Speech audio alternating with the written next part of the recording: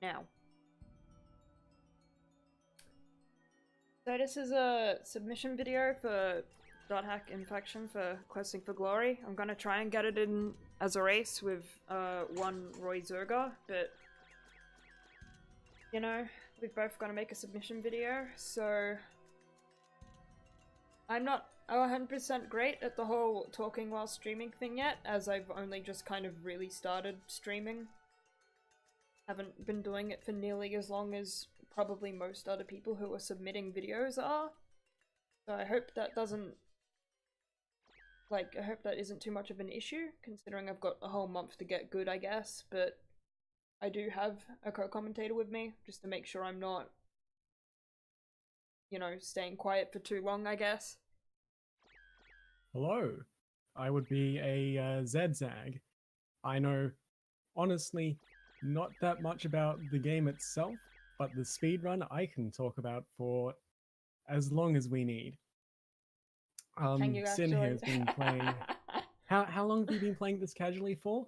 About a year, 2 years, almost. And how many hours do you have in this? Too many. Alright, so with our powers combined, I think we'll probably manage just fine. Yep.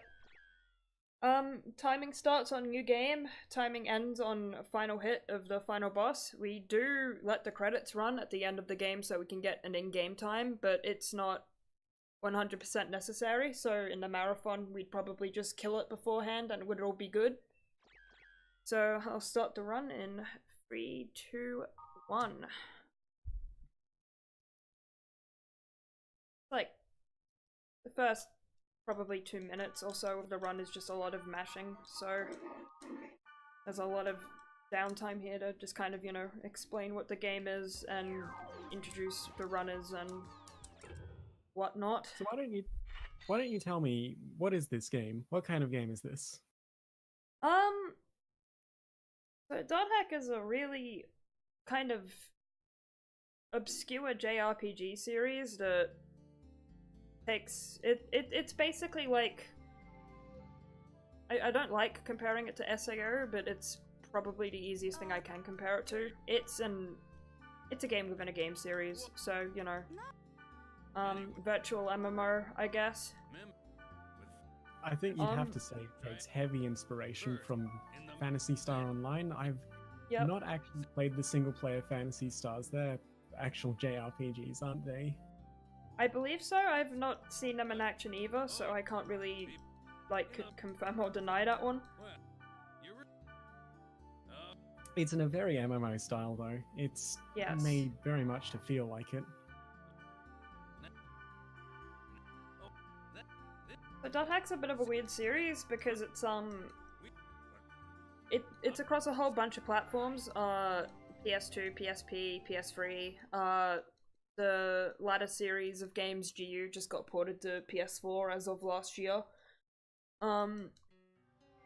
But it's also got quite a few anime series, and basically everything is canon, so it's almost a little bit like Kingdom Hearts to kind of get into and learn everything, except I'd argue it's probably even more of a train wreck to catch up on than Kingdom Hearts is, because Kingdom Hearts is compilations now, and this game still sadly does not. It's just a quick little camera tutorial sequence. Because there's no automatic camera controls in this game, we have to control it as we're going through the game and whatnot. It's pretty important, because you can't attack enemies that are off screen, but they can still attack you. So this goblin here, this is actually the first fight in the game, isn't it? Technically. Yeah. The goblin can take anywhere between, I think the bare minimum is 4 and the maximum is 20. It could probably go higher than 20, but 20 is the highest we've seen. And I think we like to use that as a kind of little metric. Like, if the goblin goes down quick, that's a good run. We know it's on par. On par. On car? So how do you reckon that went? That went alright, didn't it? That was went actually alright. pretty fast. That was... I lost count, but it was decent. That was below average. I can tell you it was below average. 6 out of 10 with Goblin again. okay, the average is somewhere like around 10, isn't it? Give or take. Yeah. So chests are actually a little interesting in the run, aren't they? Yeah, so there are two types of chests. There's the yellow chests, which are normal and you don't need anything special to open them, and 90% of the time they have magic scrolls in them, so we don't even bother opening them. And then the blue ones are trapped chests, in that they're booby-trapped, and if you try to open them without a fortune wire in your inventory, you'll, like, get statused or take critical damage, and won't get anything from the chest. But if you use a fortune wire to open it, you'll generally get something useful. If it's not an equipment that you can sell for money later on, it'll be a resurrect or a mage's soul, and they're both, you know, generally good to have around. So we do open risky treasure chests, but we don't open them until a little bit later in the run. So, like, we're basically guaranteed to get some really good equipment out of them. And the thing about equipment is most of it you just want so you can sell it. That's right, isn't it? And then the chests that are at the bottom of dungeons, will always give you an equipment item, and then we'll give you one of two treasures that can be one of three things: a grunt doll, a rainbow card, or a yellow candy. And grunt dolls are pretty bad. You can't sell them for much, and you can't trade them for much. And yellow candies are ridiculously good. They sell for a bunch, and you can trade them for pretty much anything. And then rainbow card is just kind of the, you know, happy medium between the two. Getting a yellow candy on the first chest is really good, because it means that when we go to trade for a weapon later, we don't have to give the person we're trading it for anything extra. They only need the yellow candy, that's all. And the yellow candy is entirely useless out of trading, isn't it? Yeah, all the treasure items are entirely useless out of trade. So, well, you can sell them for a bunch, but that's about it. They don't do anything else.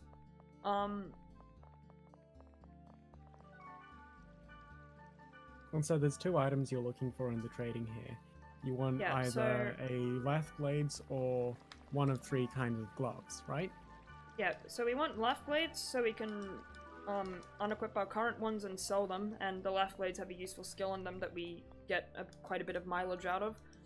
And we specifically go for either miner's gloves, smith's gloves, or fishing gloves, because they have +2 defense, which we need for the final dungeon, and they allow us to unequip our current gloves, which we trade in for a useful item in the next dungeon. Still a little bit more just kind of story plot mashy stuff. You get quite a few chances to get the trades in. That opportunity I took just now was optional, but it's generally a good idea to take it, because you're not guaranteed to get everyone you need for trades, and it can be a run killer. Getting everyone right at the start just like that was actually quite lucky. It was, but there is a little bit of skill involved in memorizing who has what, isn't there? Yeah, and there are two NPCs running around who have both of the items you're looking for, and by extension the best people you could possibly run into, but they're not a guaranteed spawn, so it's generally a good idea to have a good memory of who's got what, just in case those two don't spawn. Because it's not, you know, there's like 30 NPCs the game can pull out of, and 2 out of 30 is not good odds, so, you know.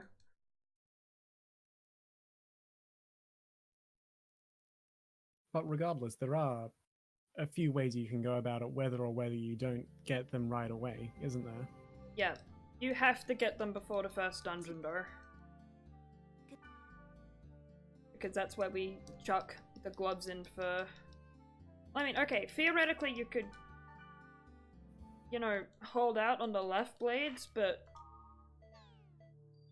honestly it's just generally not the best idea. So a lot of plot triggers are locked behind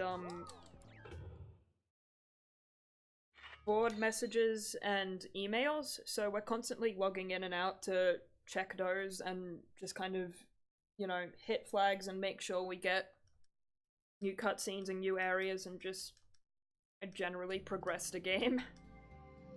And so every time you log in and out, that actually resets all the NPCs in the area, doesn't it? Yeah. And, whenever a pre-rendered cutscene plays, that also resets all the NPCs in the area. So you can theoretically use this cutscene I'm gonna trigger in a minute or so to reload all the NPCs on the off chance that you still don't have enough people for trades. Now, you actually mentioned that the lath blades are the one that you can defer just a little on, and I think that's actually pretty important because the gloves, while being more load-bearing, you have 3 options to actually pick out of them. So chances are... you do have 3 options, but the smith gloves, like, because they're a higher leveled item, everyone you trade for expects basically more from you to get them, so they're really only worth going for if you, they're like, you're on your 3rd NPC respawn and absolutely no one else has spawned in, or you get 2 yellow candies from the first chest. Because otherwise you have to trade too many resurrects and mage's souls to make up the difference, and it's just kind of not particularly worth it. And theoretically, in a perfect run, you would actually want to trade away almost all the recovery items you could, wouldn't you? No. It's still useful to have around. Just as safety, right? Yep. This is the first actual dungeon in the game.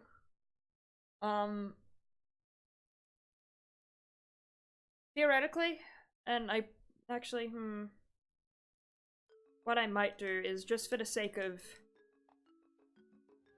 you know, marathon safety, I should probably show off the marathon safe strats instead of the actual speedrun strats, but this was just kind of a knee-jerk. So normally you'd go to that area first, but what you can do is you can go to another area first, and we still do both areas, it's just simply changing up what order we go to them in. If I go to this area first, I can basically make it so that it's guaranteed that I won't die on the boss of the first actual major dungeon. Because he can be a little bit...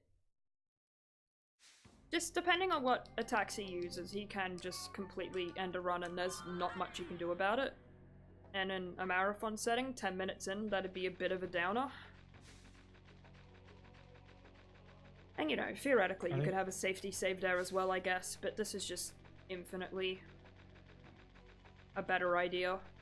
And some runners actually do this in proper PB and WR attempts.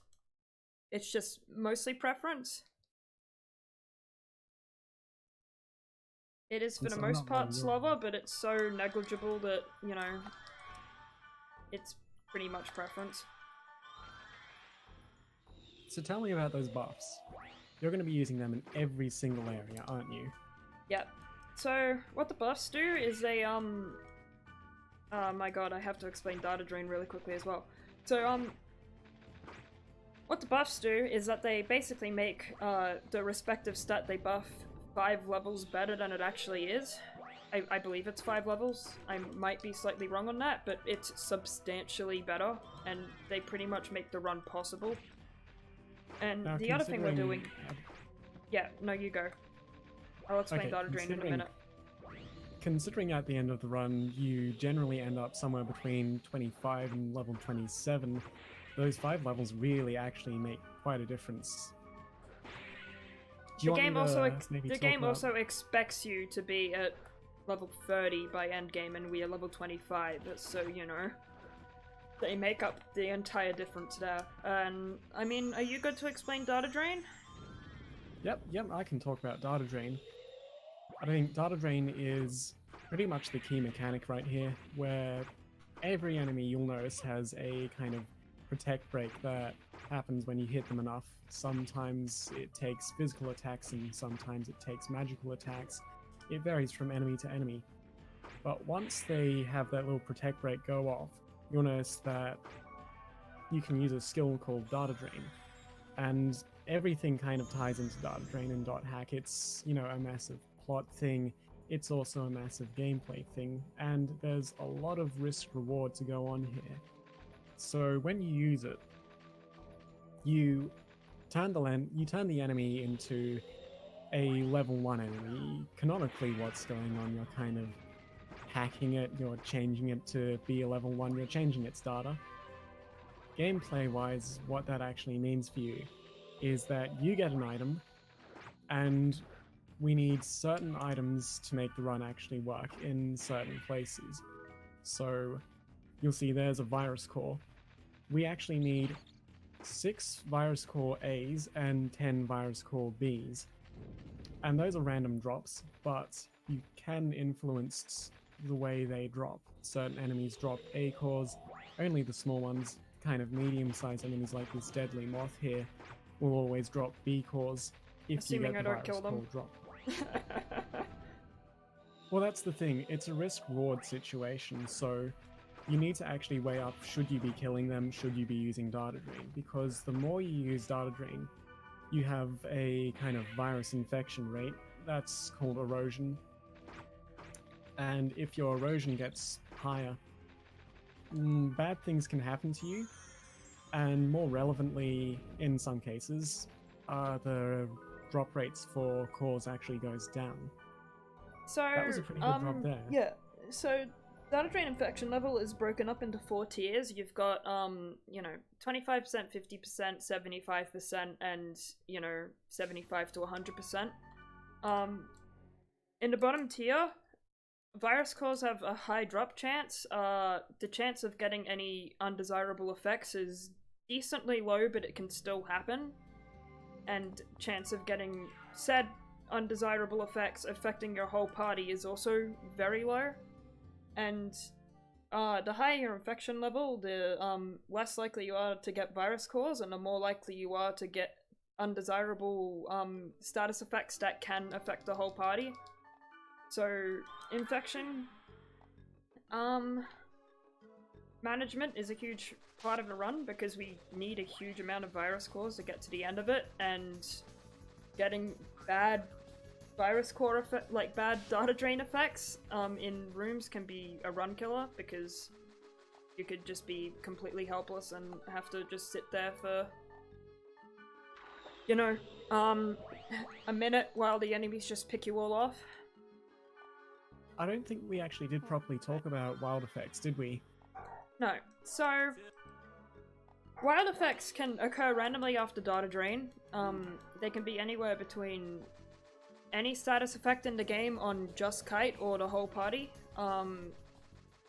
HP drain on all, SP drain on all, HP and SP recovery on all, and you can also lose experience, which is kind of bad. No, just give me a second. I'm going to have to hop back, so... This dungeon is pretty straightforward, though. It is.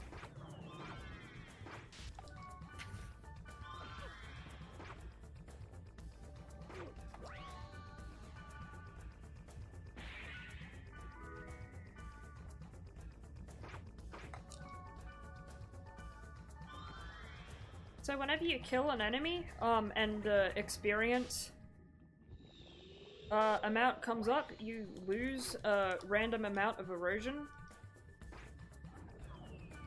So a good part of the run is making sure you just kind of balance the amount of times you use data drain with how many enemies you're actually killing, because another side effect of killing an enemy that's been data drained is that because they're a level 1 enemy, they don't give out a lot of EXP. So if we data drain everything willy-nilly, we just end up stupidly on the level with nothing really to show for it, because, you don't get virus cores and you don't get experience, so it's just kind of a lose-lose situation. When you're very highly over the level of the enemy you're draining, though, which you'll see at one point in the game, it's almost free data drains because you don't get very much XP from it, but because they're quite lower level than you may as well go for the drains because you can get more useful things out of it. So, the amount of erosion you recover when you kill an enemy is just completely random. There's nothing you can do about it, but the amount of erosion you gain when you data drain an enemy is entirely based on the level discrepancy between you and the enemy. If you are under-leveled, you will gain a ton of erosion, but if they're below level, like if they're a lower level than you gain a lot less erosion, so you can just basically spam it at that point. And there's a dungeon later on where we basically try to data drain almost everything in there, assuming it to be your A-core enemy. So, I picked up an item just now called a burning oil. It's not required, but it makes it so that a boss later on is a little bit safer. Oh, well, there's a wild effect. So what happened to you here? That would be charm. And So that would be you why just- your teammate is dead. Yeah, that would be why Black Rose is dead. I do have a resurrect though, so I can get her back up. I think? Nope, Yeah, okay, this is gonna be interesting. There's no load Okay. bearing in this game though, so anyone can go down so long as someone is still up. Yeah, if the whole party wipes, it's a game over, but as long as somebody's still up, you can still kind of get back into it. This is gonna be interesting. I do have Kagado, so any Zot won't kill me. Yeah, there's really two skills that the boss is going to use here that we need to watch out for. One of them is a very large overhead sword swing. That's actually right there. That's very easy to dodge. You can get out of range of it. When bosses cast Here's the magic other one. like this though, when bosses cast magic like that, you actually freeze in place. You can't dodge it. Now, that was really lucky. Both of the times, you know, it might look like it'd have hit, but both of those were misses, which means that nothing happens. So this fight actually went quite smoothly. Yeah. That being So, said, yeah. So, yeah, because I went into that fight with Karga, even if, Anizot did hit, it would not have killed me. If you go into that fight, if you go into this dungeon in the regular RTA order, so you don't do the Karga dungeon first, if Anizot hits, it will one-shot Black Rose, and it will one-shot Kite like 75% of the time, even if he's on level 2. So it's just infinitely safer to do Karga first, even if you do lose a few minutes. Overall. And I will probably be doing that in a race setting, depending. normally you will also go into that fight with two party members, and Yeah, you normally try and you get don't Black Rose get... to actually tank. Yeah, you, normally you, sit back and let, Black Rose, take aggro, because she can tank all the physical hits, whereas you cannot, and that way if he uses Anizot, you don't die.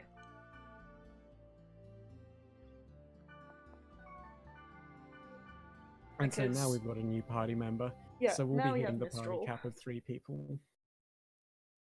So, Mistral and other players of our class, Wave Masters, are interesting because, their AI dictates that they will not do anything unless you tell them to do things, so she will just for the most part sit back and not do a whole lot until I tell her to do things. And we also, trade one of our yellow candies to her for Sotetsu, which is a weapon item that we use for a good 50% of the run? Give or take. Now, your erosion level is actually quite high there. It is. I was hoping there would be that's enemies in that portal so I could get it back down again, but, you know, I think chest spawns. Have we mentioned how we actually don't want any chests to be spawning? No, like, portal spawns can be random. Oh my god, 2 chest spawns. So they can spawn either chests, a group of a random amount of A and B enemies, or one single C enemy if you're in the right dungeon. This is interesting. Buy a lotto ticket. Buy a lotto ticket with bankrupt on it, because this is not good luck, my friend. Yeah, you would think chest drops would be quite lucky, but they're very much the opposite here, because you need the XP, you need to lower the erosion rate, and you need virus cores, you so need you need to be EXP data and you draining. need data drains, so it's just generally not good on the whole. But We want to be hitting level 4 before we can data drain things in this dungeon, and we want to be hitting level 7 by a dungeon a little bit later on in the game. So the fact that I kind of got a bit unlucky on spawns there could mean that I have a bit of a hard time getting to level 7 before a particular boss fight, but we might still be okay.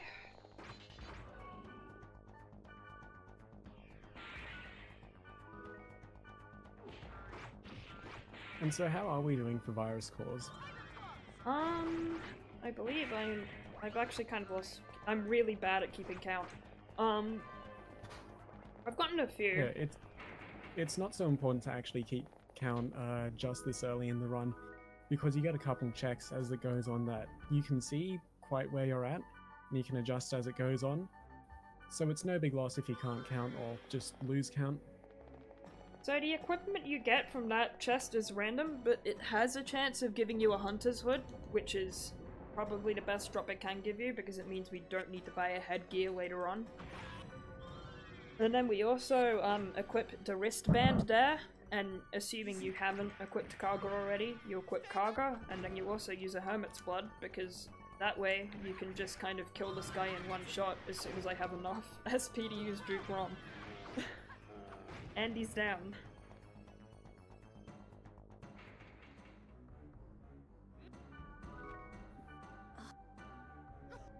So, elements are a pretty big deal in this. So, apart from magic defense and physical defense,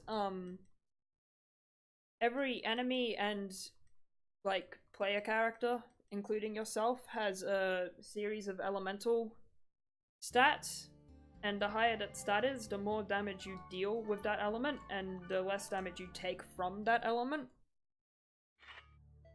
And a little bit later on, we will be getting items that specifically buff elemental stats. Because a lot of enemies are weak to particular elements in general, and you can only get said elemental buff items from dungeons. They don't spawn in shops until one of the later games, I believe.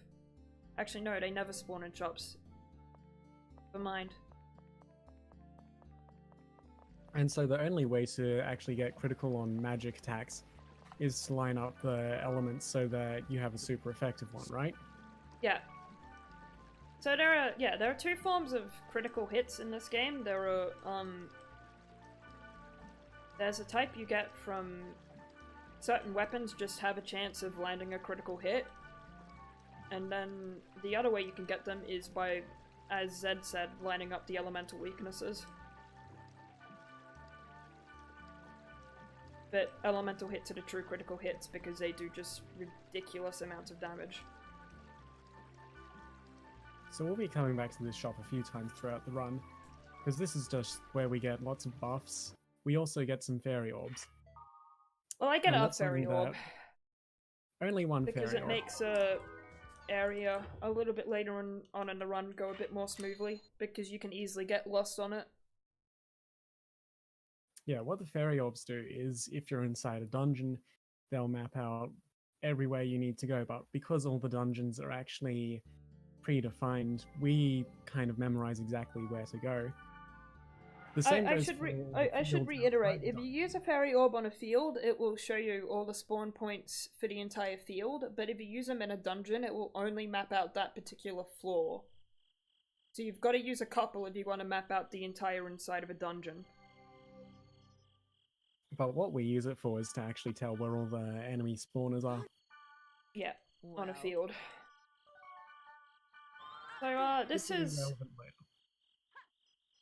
So, this dungeon is a little bit dangerous because it's a solo dungeon. You have to come here with only Kite. You're not allowed to have any party members because otherwise, you'll just get turned away.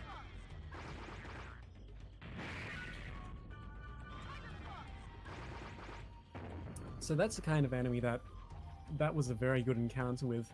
Normally, if one of those menas is what they're called, goes down, one of the other ones can instantly revive it. That's their gimmick. They have to be Instantly revive killed it at the with same time. full HP. Minears are one of the most annoying enemies in the entire series. Normally, you'll only see one of them mixed in with a pack of enemies, and so naturally you have to go for them first. Otherwise, the pack of enemies just never ends. But if you have a pack of 3 of them at once, you have one of 2 things that you can do. If you're lucky and a bit good, then you can kill them all at the same time. But if you want to play it a little more safe, you actually use Data Drain on them, because that turns them into a complete different enemy, which can't revive. And you need to do that to all 3 of them. Or you can do it to 2 of them and then just bonk the other one. Yep. So this is a level 7 area, so there's no real point to data draining anything in here because it'll just, like, give you more erosion than it's really worth. So what we're doing is, after buffing everything except for magical accuracy and magical defense, we just kind of stand in the middle of an enemy spawner and use a skill known as Tiger Claws, because it hits multiple times and hits anything in a radius around you, so it's a really useful skill that hits pretty hard. And with the physical attack buff, it pretty much is guaranteed to kill everything in here except for the bees on occasion, because they have high physical evade, and the rockheads that spawn on this floor and further down. Which we just swapped to using Duke Rom on those guys because they can't take that. Speaking of which. Now, there's one other enemy you're actually looking up here. And that's the Shield Man, isn't it? Yeah, so... in terms of priority, rockheads are generally a pretty good idea to go for first. And you want to be using Duke Rom on them, not Tiger Claws, because they can tank a Tiger Claws, but not a Duke Rom. And Shield Men, who are annoying because they can sap your physical accuracy up buffs, and they can just keep doing it.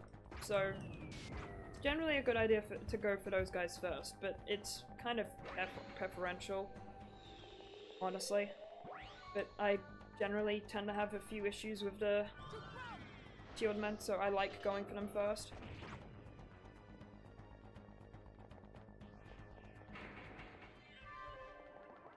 You know, I was worried about EXP, but got some good spawns in there, so I'm fine now. I've just hit level 7. Yeah, the pack size is very random. It can be between 1 and 4 normally. This is not the boss I needed to be at level 7 for, but it still helps. So this is the reason you get the burning oil. Red Worm here has some insanely damaging fire type attacks, and when you data drain him, his fire elemental stat actually goes up. So it just gets, you know, significantly more dangerous. You'll notice that a lot of the bosses as well have this kind of effect on where they look kind of green and they don't take very much of any damage. They do take damage, but you actually can't kill them like this. How it works is you have to whittle them away for a while until you get a protect break. Then after you data drain them, they turn back into normal enemies. Oof. So yeah, that's that was a bit harsh there. That's the other wild effect you can get. Just a random chunk of EXP loss. Not much you can do about that.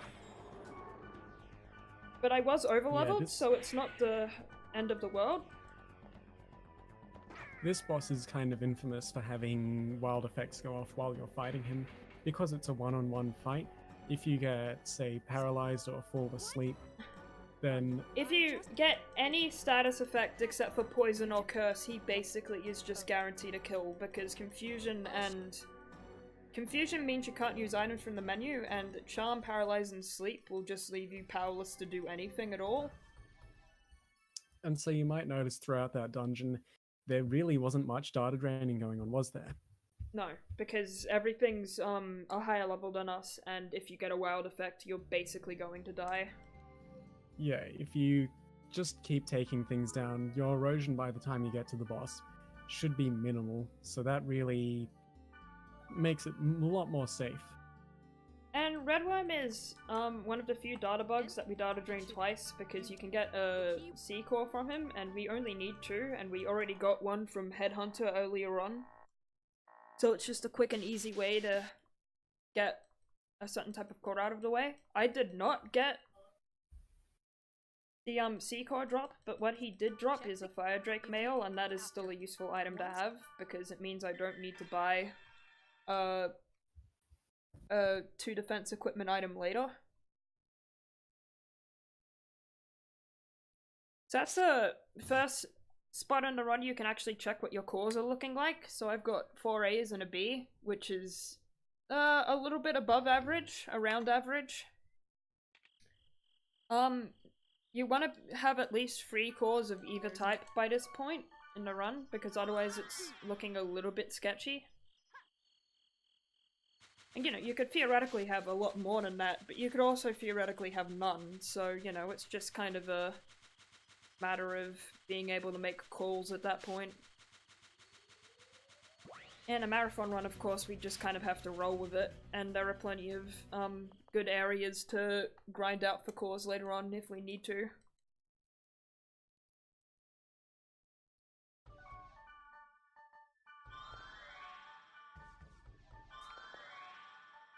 So this is the area we want to be level 7 at by the bottom of. I'm probably still gonna hit it, even though I got the experience down on Redworm, because it was only 200 down. And there are plenty of enemy spawns in this dungeon. What's my erosion looking like? Let's just kill this guy, and then I can get the C core from something later.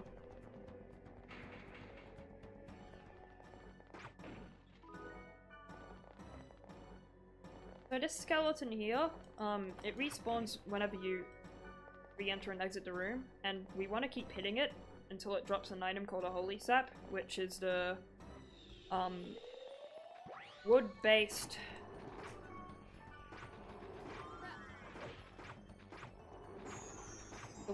elemental skill item.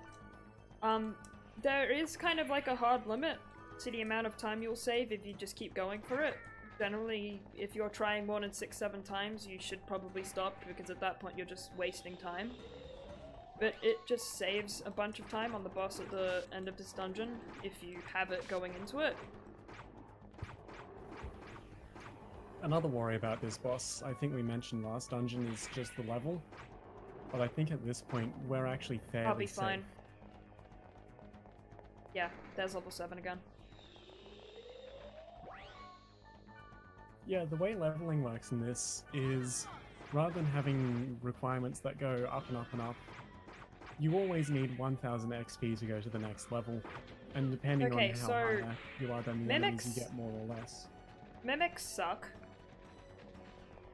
They have really high physical defense and can confuse your party members. And that's all I had to say about that. Yeah, so we'll see their big brother later in the run. We did get Holy Sap, and we did hit level 7, so I can show off the optimal Tuttle strat. You know, whether the fight goes optimally is a completely different question, because we're relying on elemental hits, but it's pretty much guaranteed to at least go decent. I will heal though before I go for it, just in case he uses a strong skill on me. And I think this is one of the few bosses where you can actually dodge a fair amount of its attacks. I think a lot of them, you kind of just have to sit there and hope you don't get hit too hard. But if you keep backing off on this one, you stay in a fairly safe range. So that protect break happened decently quickly.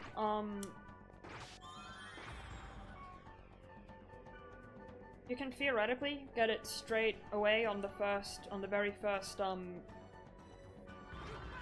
like orchid dance if you get ridiculously good luck with what hits and what doesn't. I unfortunately missed a few swings in that, so I didn't break him straight away, but it didn't take him long to break afterwards, so in the end it was, you know, still the same amount of Mage Soul usage. That being one that I would have had if it went 100% perfect.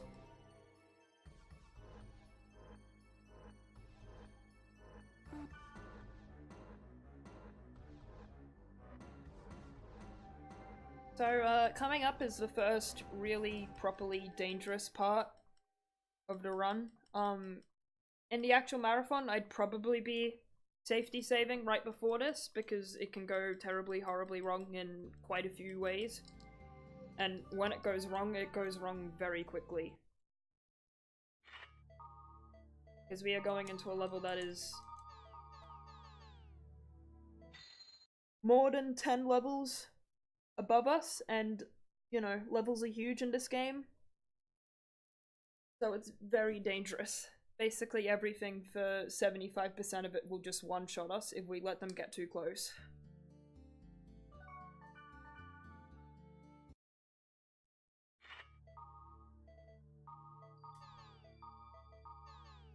Would you be up for explaining that while I'm doing it? Because I'll probably need to concentrate. Yeah, I was absolutely going to. Actually, I think the first thing we'll talk about is that using skills is,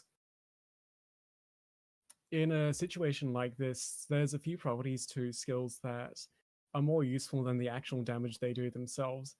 And what we're going to see here is when you use a skill is you totally freeze anyone who gets hit or is in the range of it. So if you cast an AoE, you can effectively freeze a pack of enemies in place and whittle them away until they keep, just falling off. So the entire plan with this area, first we're going to start with a very small pack of enemies, because they'll spawn right around where Kite spawns, and we can't buff before we can't fully buff before we take them down, because they spawn right on us. So what we want to see is a very small pack of enemies at the start. Then what we're going to do is start pulling them into large bunches and trying to freeze them in place. And the way that works is if you have more than one person, you can kind of overlap your skills over the top of each other so that there's never any kind of downtime in between. So long as you have enough SP, which we have items to regenerate that, they'll be frozen in place, which is what lets us do a level that is definitely, that's level 28.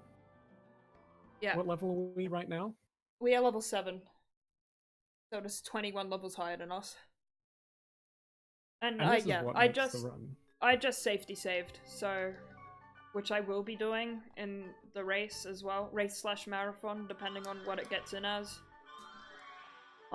Because, like, it would be just straight up idiotic to do this without having a safety save in a marathon situation, because it is ridiculously dangerous.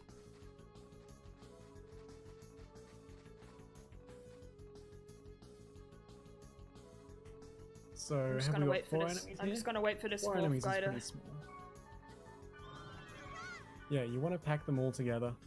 Sometimes one of them will break out, and so you need to have the other person, just watching for that. And because the first pack is the riskiest, you haven't got full buffs, so you're not moving as fast, you can't run away as fast. And because you're not doing that much damage, you absolutely cannot take a single hit from any of these enemies. You just want to You are Mistral. Neither of you can take a hit.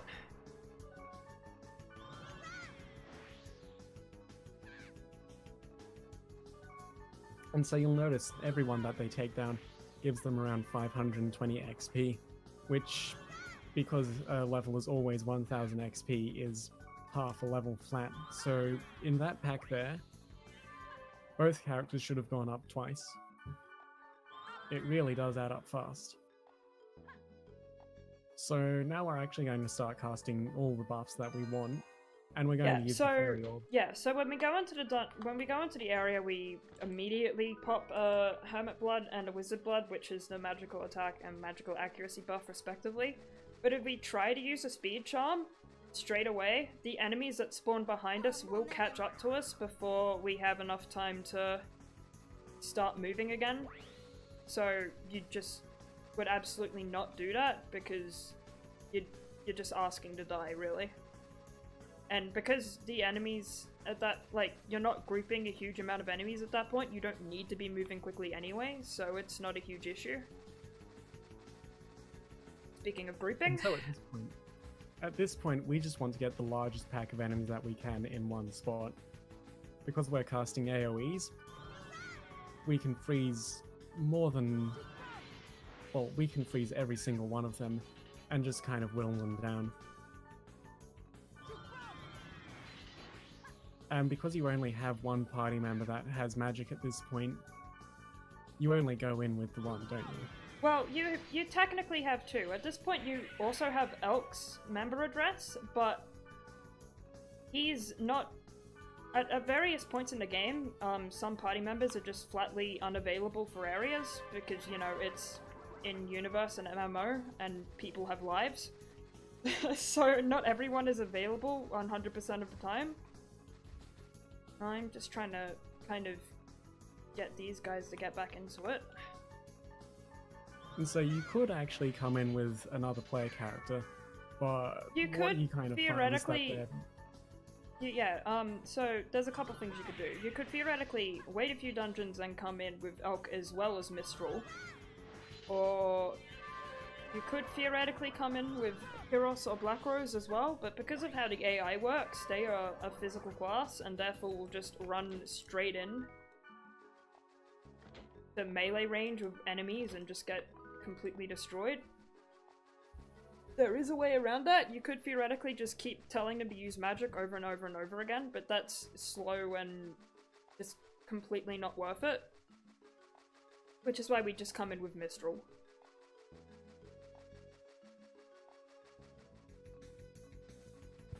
And so this is the point where you actually start picking up chests. Because we're, you know, in that high level area, the loot we start getting is actually worth it. And I think after this, we can, you know, start burning those fortune wires on the blue chests as well. Yeah, and any fortune wires, any blue chests that spawn in this area are generally worth fortune wiring.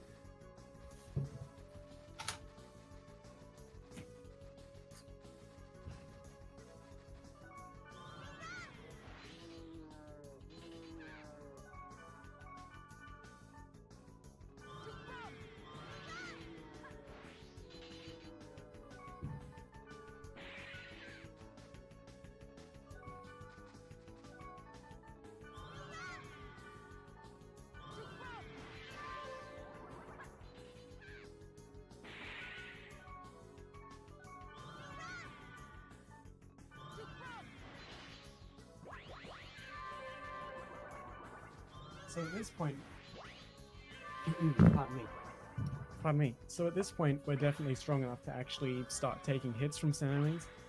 Yeah, Mistral probably isn't, but I can theoretically take a few hits, and it's also a good thing because another thing we're trying to do while we're here is the metal goblins have a chance to drop an item called Ant Show when we data drain them, and we absolutely need that because we can trade it into the Mist Spring in this area for a ridiculously good weapon. But they break a lot quicker to physical hits than they do to magic. And in this area, we're draining enemies that are significantly stronger than us, but just because of the sheer amount of enemies that we are beating, it doesn't matter so much our erosion because it goes back down so quickly.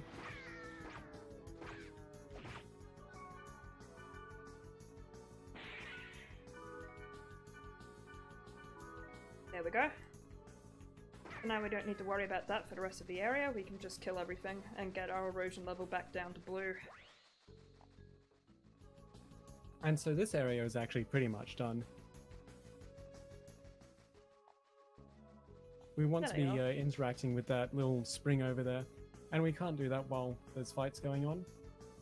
So we'll just clear everything out. And that should just be about everything. What level have you hit? Strong enough, you reckon? That should be it. As soon as these guys are dead. But they kind of broke out, so this could be interesting.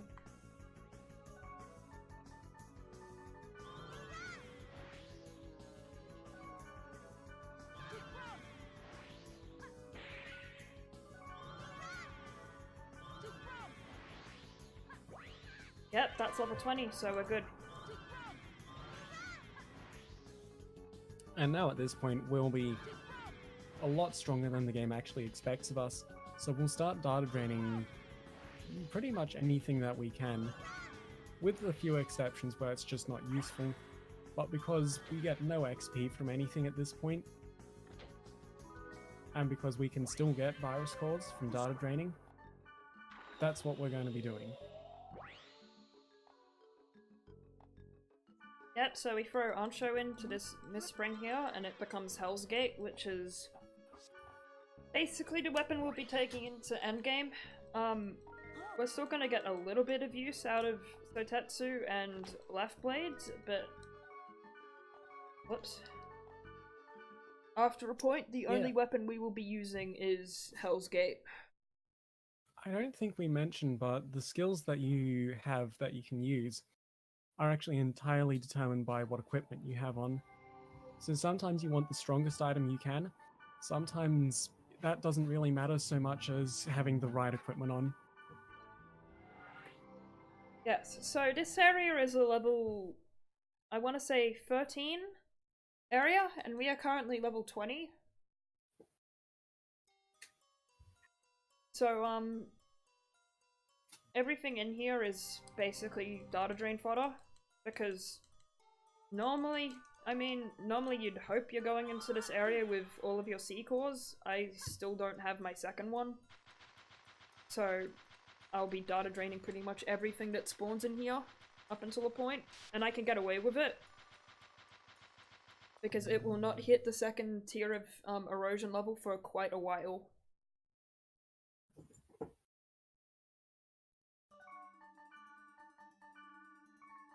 And even if it does, it'll actually go back very quickly because enemies go down that fast. So the pure water there is also, it's just another safety one. It's I don't actually need it, but it makes some of the enemies in the final dungeon a little bit less scary to deal with. But it only works if I get another item from data draining in this area called Frost Bracer, which can drop from the 1,000 trees in this area, and another enemy called Hungry Grass. Well, Leslie got a sequel, so... Did I say Hungry Trees? I think I got them both mixed up. I think you did. Well, that's the last C-core we need, and ideally you can get that on any of the large enemies like this one. If it only spawns one at once, chances are you can get a C-core. If it only spawns one enemy in Infection, it's always a C-core enemy. Oh, not necessarily. I've seen it spawn Menas just on their own. Menas are a B-core. I swear, I've seen them spawn just one. Yeah, no, it's, you can, yeah, that can happen, but if it's a huge enemy, it's like C-core enemies will always spawn just by themselves. You'll never not get them with anything else. Whereas with other enemies, it's generally 1 to 4. You're getting pretty bad luck if you're only getting one spawn of the other enemy types. Well, it can happen. Yep, so okay, there's Frost Bracer. So now I have the safe set up for the ogres in the final dungeon.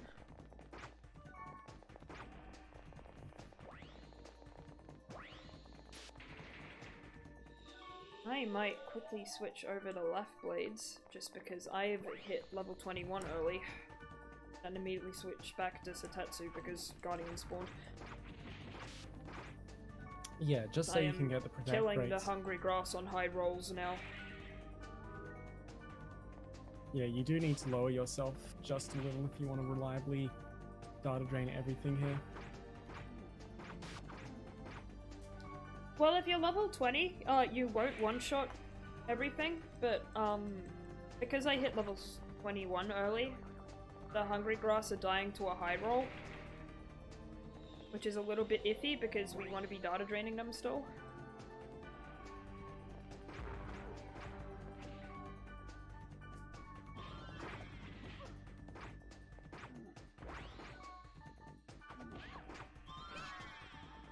And so at this point, we actually want to see a lot of enemies that are dropping B cores. Because you need... There we go, there's a B core. Because you need 10 of them, but the check for them is actually quite late in the game. Well, at the point you will need 10 is quite late in the game, so you have the most time to get them. But you'll need... So yeah, I should also mention, I technically didn't need to take this, this portal. But it's generally a good idea because, well, I mean, it'd be a good idea in a race setting because it's just an extra portal and it doesn't waste too much time. And theoretically, if you wanted to go for optimal safe strats, the room next to it is a storeroom, and storerooms just have a ton and a half of breakables in them and nothing else, so you could theoretically grind for a pure water there if you needed one. The storerooms actually respawn all the breakables too. Yeah, So breakables always respawn when you enter a room.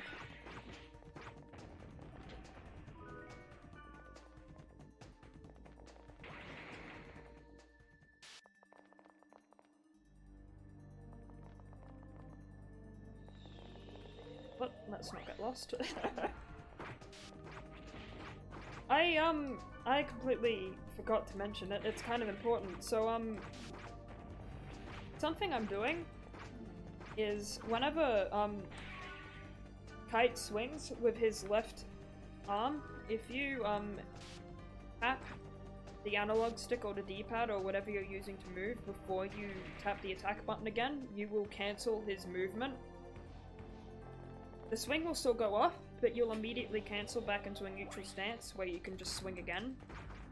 And by doing this a lot, you can get basically 50% extra attacks in the same amount of time. Now, how effective that is, that actually varies on the region, doesn't it? Yeah, it's, I'm not 100% sure how it works, but it might be tied to frame rate, because in NTSC, it's a little bit, you're only ever gonna get two or three in a row at most before you just inevitably drop one because of just how the frame rate works, and then, but if you're playing on the PAL version, you can just chain them infinitely if you're good enough. And I think, speaking of regional differences, this is one of the few games where it's actually not preferable to play the Japanese version.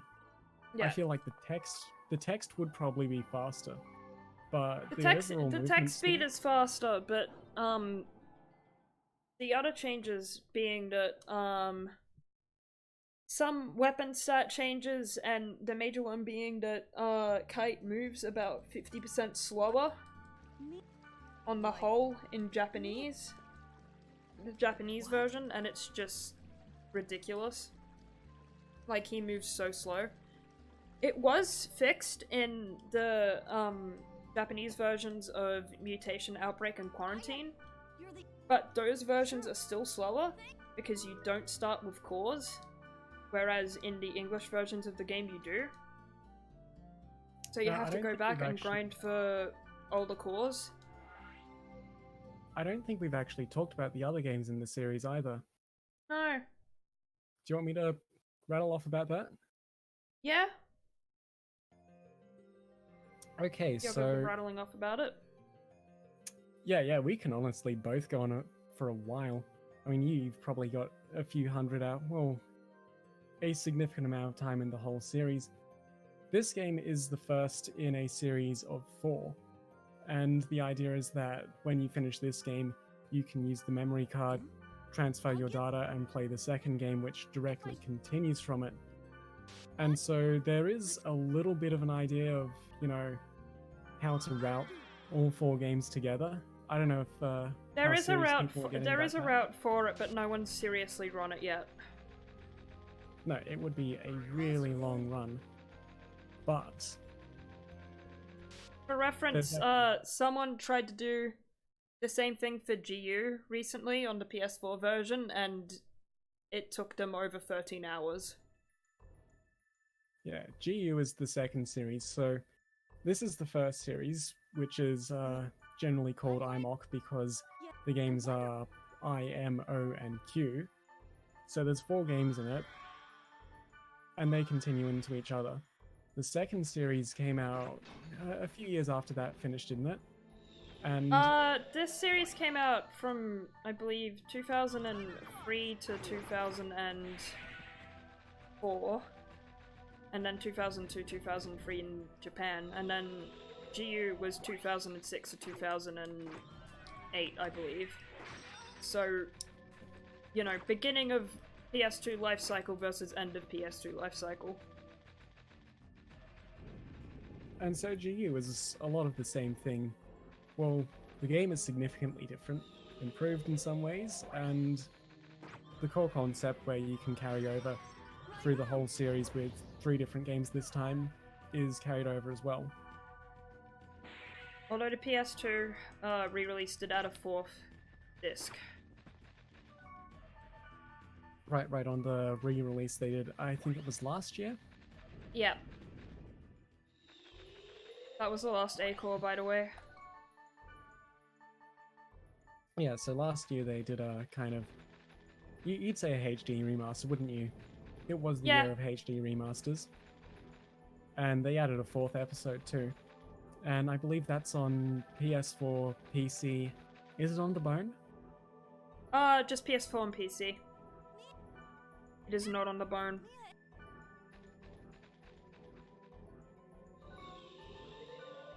Considering it was always only on the PlayStation, I think we're pretty lucky to actually get it on PC. Yeah, and I should mention that if we're bringing that up, that the PC version of GU is a little bit temperamental. It's a bit crashy.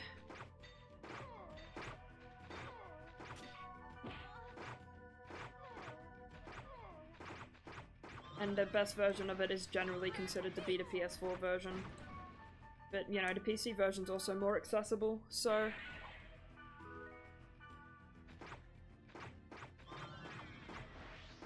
So basically, with the other volumes in this series, Mutation, Outbreak, and Quarantine, you can either import your old save file and use that, or start a new game, and it just kind of starts you off with every key item from the previous games and, you know, some pretty standard equipment and whatnot. But in the American and PAL versions of the game, it also starts you with a bunch of cores that you would have gotten normally, casually, from the last volumes. In the Japanese version, you start with none, but you still need cores from the older games to get by. So basically you just need to go out of your way to grind for extra cores if you're running on the Japanese versions. Not to say that running on the Japanese versions is an immediate, you know, you're not gonna get a good time, because the current 4th place holder for Infection and 4th place holder for Infection, 2nd place in Mutation, and I believe world record holder for Outbreak and Quarantine is a Japanese runner by the name of Arisu Kyoko. So it's not a huge biggie. We're not picky on region. So how does the American release stack up against the PAL release? It's generally still quicker. Unless you're running in-game time, at which point the PAL version is technically faster, but we don't run on in-game time because the PAL version of this game is hard to track down and kind of expensive. Well, the games are kind of expensive and hard to track down to begin with, regardless of what region you're going for, which is why the community is... I wouldn't say they're hard to track down, but you're right, they are quite expensive.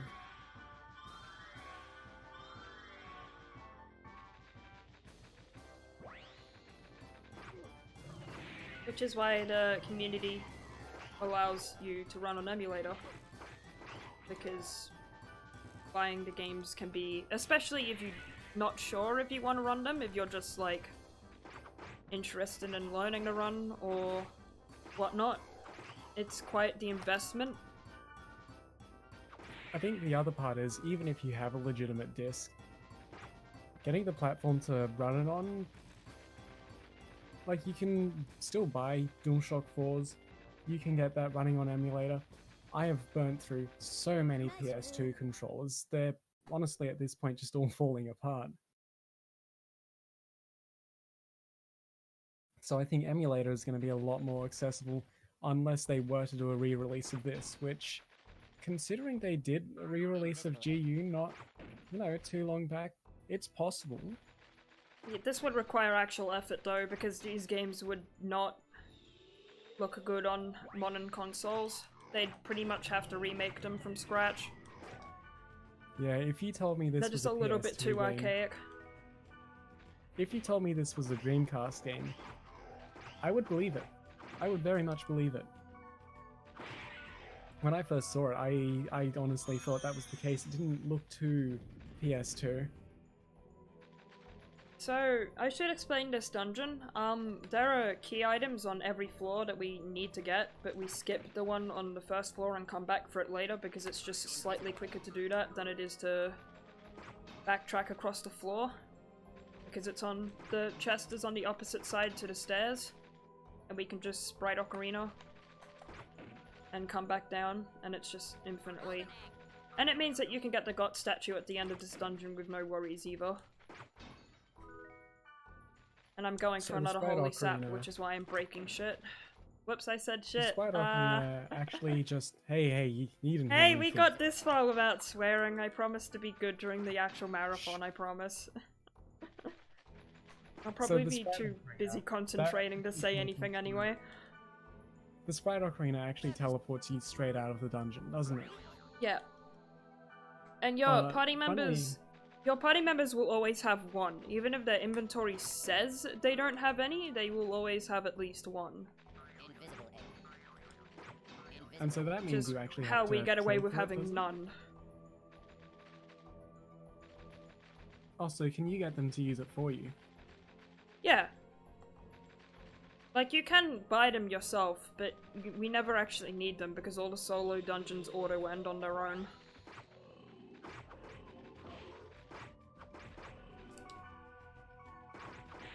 God damn it. So I'm currently sitting on 6 A cores and I believe 8 B cores, so I'm doing pretty good. Yeah, that stacks up very nicely. Well, there's 9. And you've already got both of the C cores. Yep. And so once you actually get all the cores that you need, you'll still do a little bit of data draining, won't you?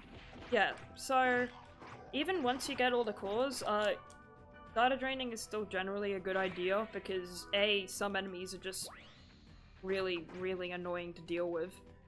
And also because you can sell the equipment you get for money, and we need to buy a lot of things before the last dungeon to survive it. So it's a pretty good... a lot of issues people have first learning this game is that they either have a bad core run and then have a ton of money to spend things on, but then if they get a good core run, they don't have enough money to afford all the resources they need for the final dungeon. Invisible egg. Golden egg.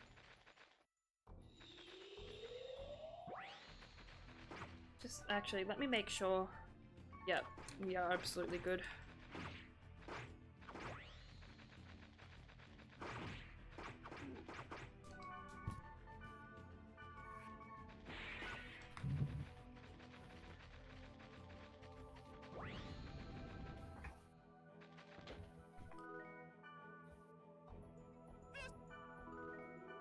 And I'm not sure if Roy showed it off on his submission video or not, but there are 2 really good areas that...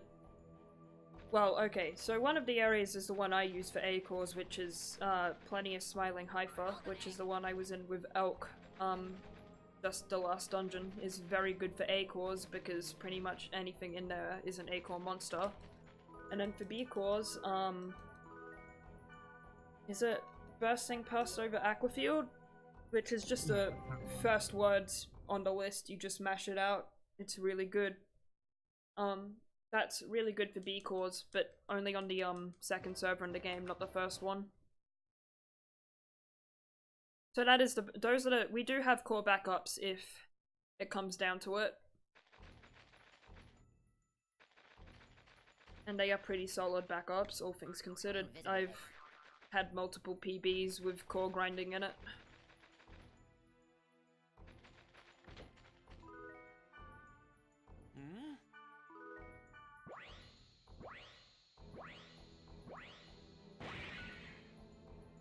Okay, so Pyros is back to normal. And he'll actually just teleport everyone out, won't he? Yeah, the dungeon just ends at this point. We don't need to sprite Ocarina back out.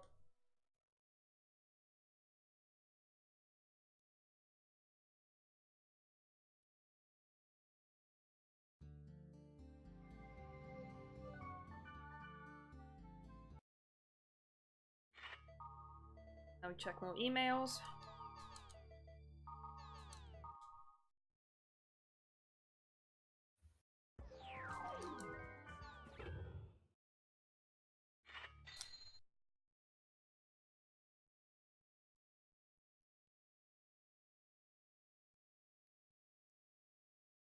So at this point we go back over to, is that Theta? That's Theta, isn't it? I believe this to be Theta. Yes. We go over to Theta server. Black Rose in an email just gave us the words to a new area. We can't actually go to it yet. Because we don't have enough cores. Because there are a handful that you can only get through story events. So A, B, and C are the ones you can get through just data draining enemies and infection, but all the other cores you use can only be gained through boss fights. But while we're here, we get a little bit of shopping done.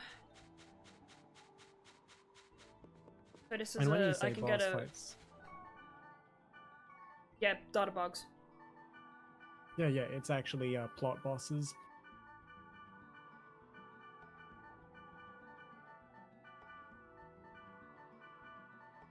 So you're just going to sell everything that you have that's completely unnecessary. And because you've hit the point where you don't need cores anymore, you'll find that you have a lot of extra XP, a lot of extra money. Yeah, I'm doing pretty good on money. So, yeah, while we're over here, we sell a bunch of stuff, grab some 2 defense equipment, but I got pretty lucky on drops, so I didn't, all I needed was the boots, because I got the cap and the chest plate through just lucky drops. And buy the rest of the speed charms we need for the run.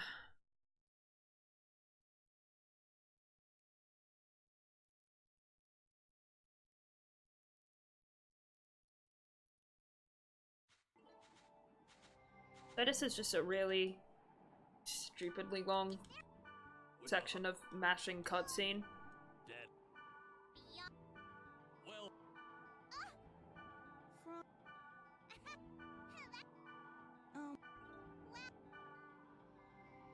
Maybe I should explain why I played a game in Japanese.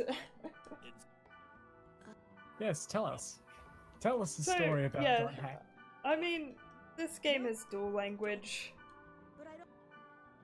I played in Japanese because the first exposure I had to this series was in Project Cross Zone, and there isn't an English dub for that game.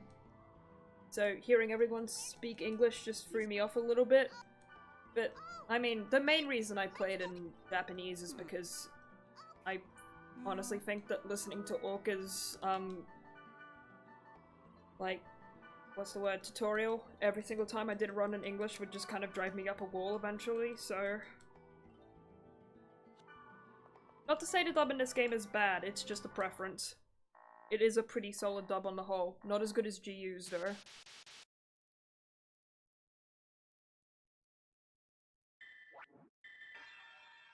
So that's the first point in the game we actually do need cores for. You need 2 A cores to get into this area. So on the off chance you don't have them by this point,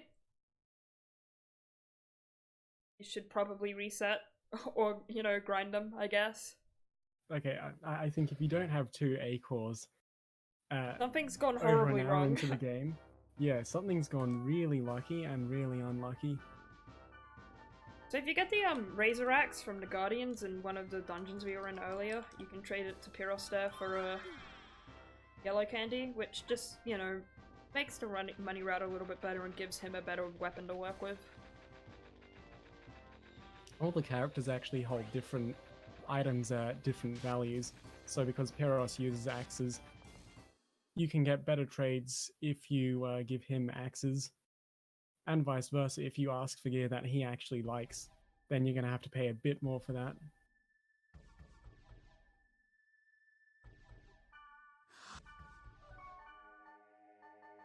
This also extends to the NPCs who just wander around the root towns. Although, fun fact, there is a mage type character called Heavy who runs around. Her coding is a little bit messed up. She believes she's a heavy blade for some reason. With a name like that, that has to be intentional though, surely? I don't know. It just means that you can't actually trade, you know, because in the old version of the route, we used to get a wand from her. And you couldn't... It just gave us a bit of trouble because we couldn't trade certain items to her for it because she didn't, you know, value things how we expected her to value things, I guess. So, this is a problem with Meneers and auto cursor. Hopefully he's out of range so his buddy won't be able to... No, okay. Meneers.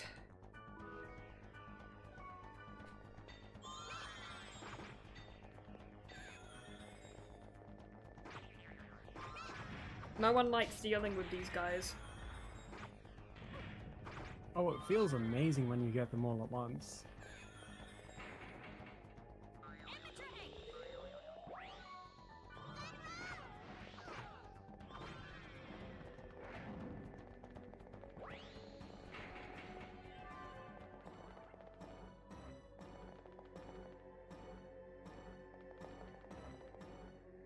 I mean, it could be worse. It's not their annoying cousins in, mutation and onwards. You see, now we're officially out of my area. I think I said right at the start, most of my exposure... Like, I have played this game, but most of it is purely... What would you say? Co-hosting or navigating? Just specifically this run.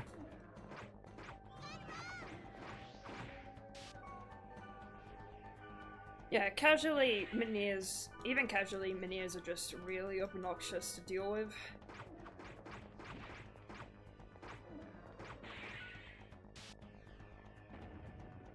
So that's the last Q core we needed to get into that area Black Rose told about us earlier. No. So it wasn't too much of a setback.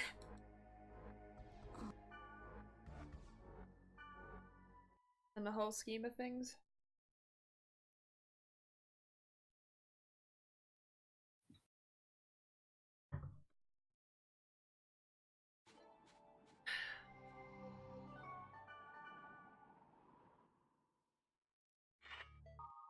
So we're beginning to get into the tail end of the run now. I believe there are only, including this area I'm about to go into now, there are only 4 actual dungeons left and another cutscene.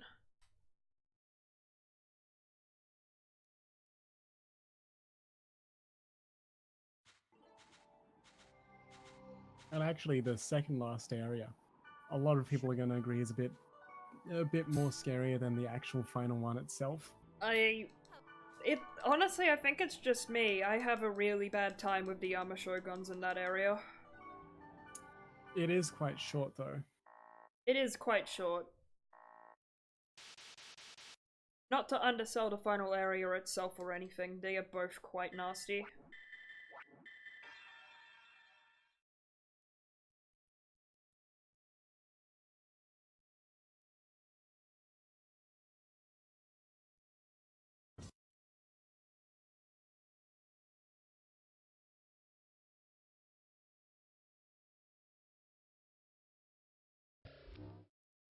Whoop. Keep forgetting about that last bit of the cutscene now.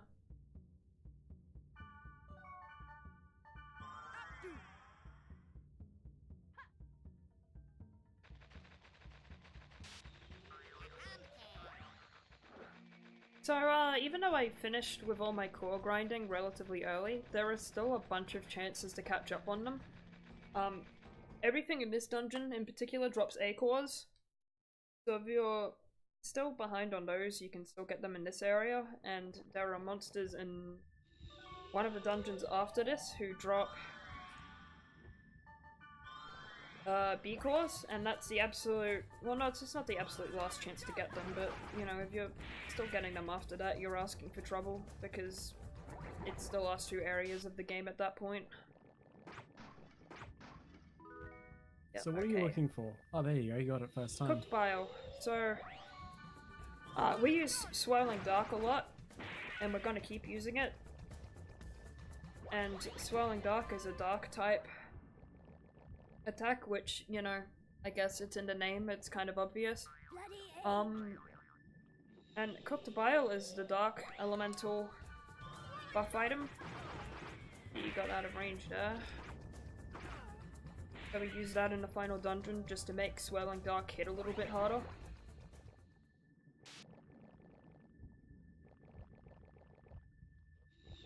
Pretty sure that's the last elemental buff item I needed. Yeah, I got the sap, I got the cooked bile, and I got the pure water, which is optional. The pure water is optional, but it's still generally a pretty good idea to go and get it for safety strats. We will Even though the enemy you're countering with it isn't guaranteed to spawn. I don't. You mean? Yeah. It's not hard to get. No. It does require the frost bracer though as well, which I haven't gotten on occasion. Well, yeah. I mean, generally you end up with more than one of them, but sometimes you just don't get any.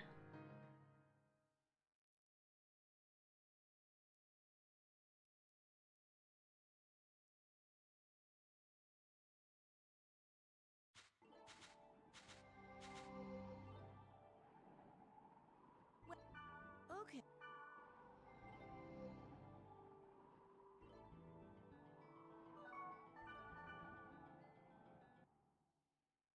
So we're on the final stretch now.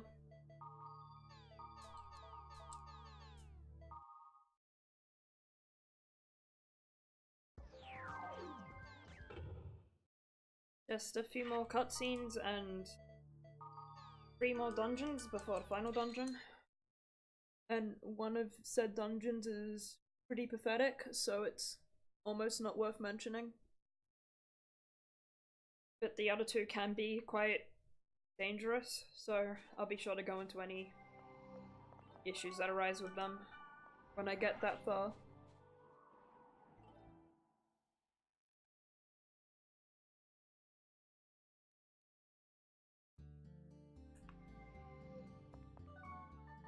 So at this point we're just going back to the starting area for a quick short little cutscene.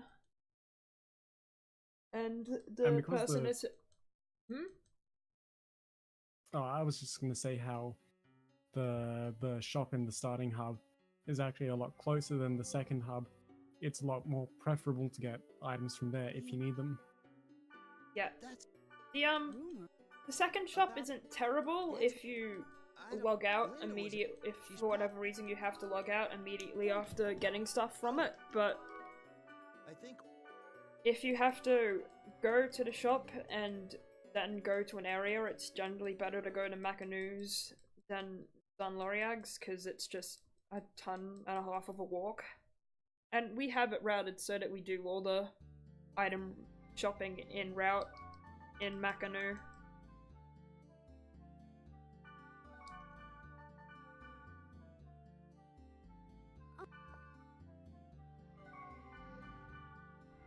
So this area is fairly short. There's only one portal in it, but it's always guaranteed to be acorn monsters, so for whatever reason you still need acorns, it's a pretty good chance to get them. And we don't need the buff for this area either because we're still over-leveled. And most enemies in here are weak to dark anyway, so Swirling Dark just kind of tears right through them.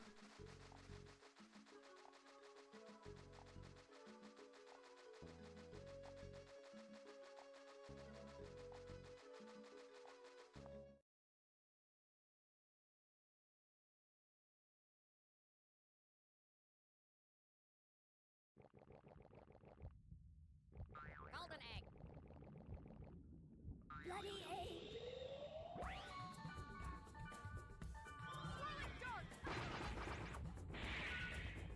As such. Yeah, even though Lambda knives look like a B-core size monster, they are actually A-core. Some of the larger A-core monsters can be a little bit confusing like that, because they look like they should drop B-cores, but they do not. I think chicken hands are the worst. Yeah, the chicken hands are Are you? Yeah. pretty, you know, World. annoying for it. I don't. But. Or. Right, and that's the dungeon, isn't it? The most. That is a dungeon. It's pretty short. But. This next one's a little bit longer though, I see. and Well, a bit that's more the second dangerous. last. Or could. Yeah. May the.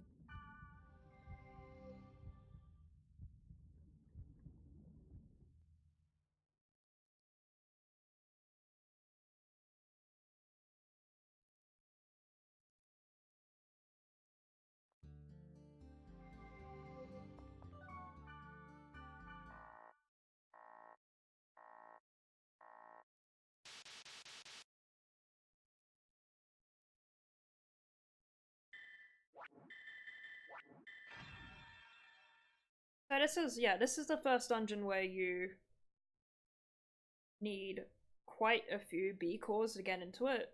One of the ones before this you needed 2 to get in, which isn't that many, but this area requires 4, and then the final dungeon also requires 4.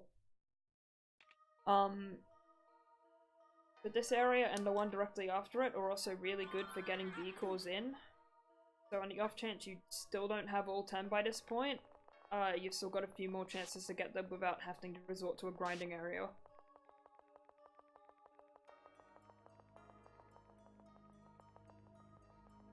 And you take some of the portals on the outside field before going into the dungeon if you needed to grind for cores.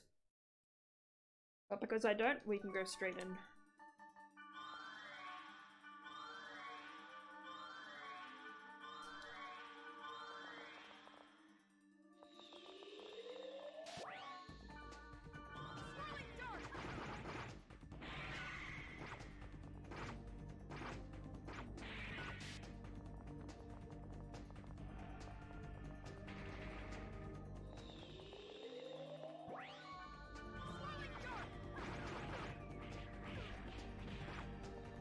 Man, that guy got out of there quick.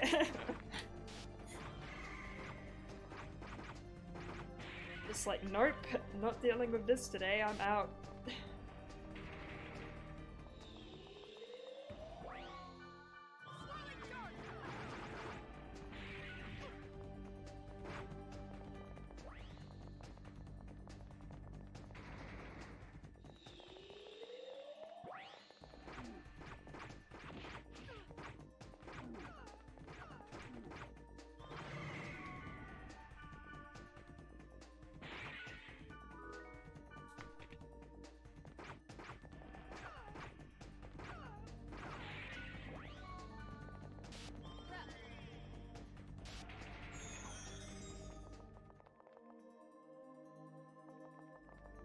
So the Living Dead,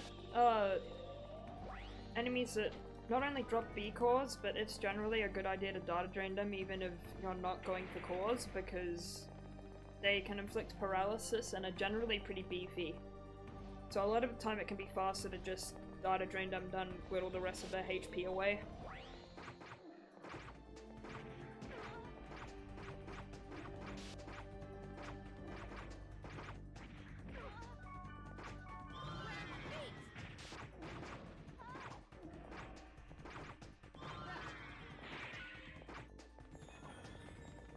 And for some reason, if you're still down a C core, baby worms can drop them.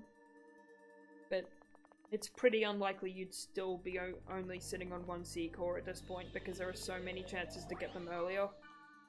I've never seen it happen. You ever seen that happen? No. I've forgotten to get one. But that's different. That's just me forgetting. And how long back was that? Like a month ago.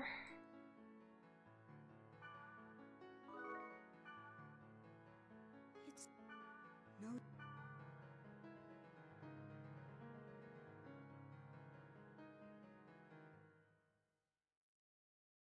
So this is the last shopping trip in the game. We get everything we need for the last dungeon and second to last dungeon here. And it's a lot of stuff. And depending on how much extra money you end up with, it's probably a good idea to just buy some extra things, even if you don't think you'll necessarily need them.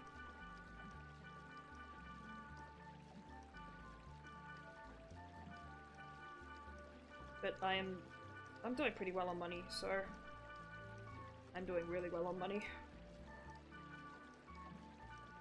So you'll max out on healing items. You always, yeah, Then you'll buy. max out on health drinks, you need 99.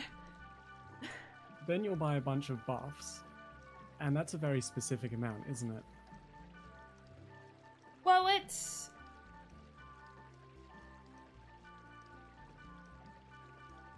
be doing that.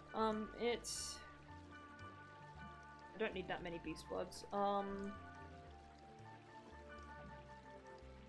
Wow, okay.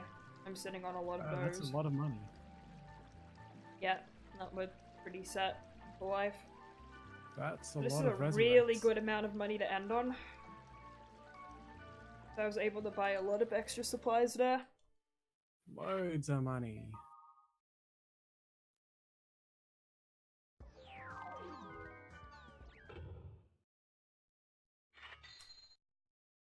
So this is the second to last area I'm going into now. It's decently short, but it's a pretty high level area, and some of the monsters that spawn in it are pretty dangerous.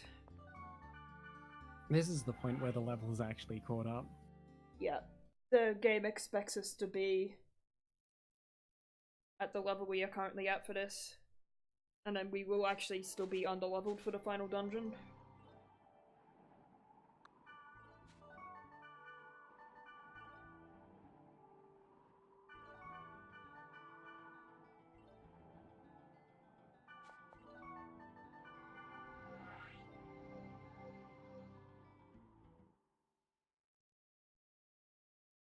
So hopefully this one doesn't go too badly. It's just entirely dependent on what spawns. This is the point in the game where chest spawns aren't necessarily a bad thing, because it just means you've avoided a mob that could potentially be dangerous or just take a while.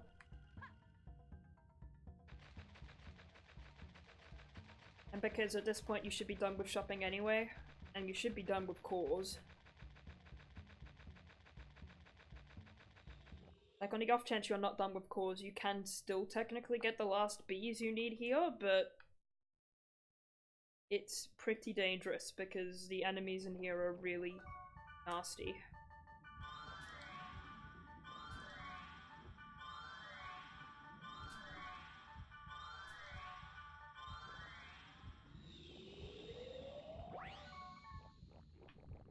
Alright, yeah, you've done good. Jinx it more.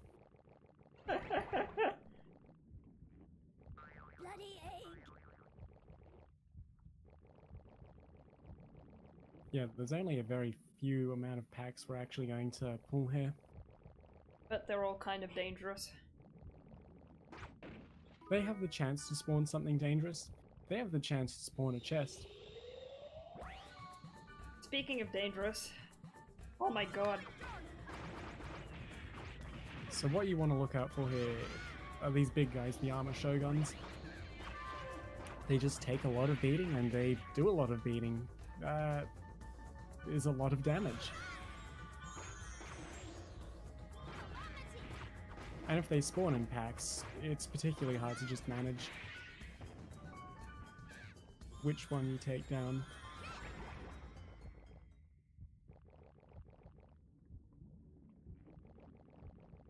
But you can see why dealing with those guys can be just very, very dangerous. That's two. I can see the second one fighting. I'm dead. Alright. This is fine though, because that's the last mob in the dungeon, so... It's a very, very small amount.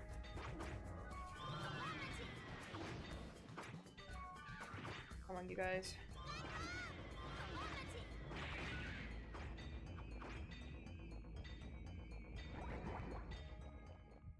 And at in that the point, same there's portals, no they can point in spawn. using a speed buff because the end of the level's right there.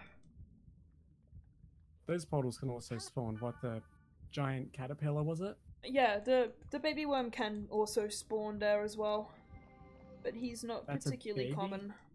It's called a baby worm. No, it's not. That's too big. I'm Too big. Yeah. I don't want to know what the big one is. Like, what's an adult worm then? Does it turn into a red worm? Maybe it gets weaker. Maybe you should leave it alone for a while. See how it goes.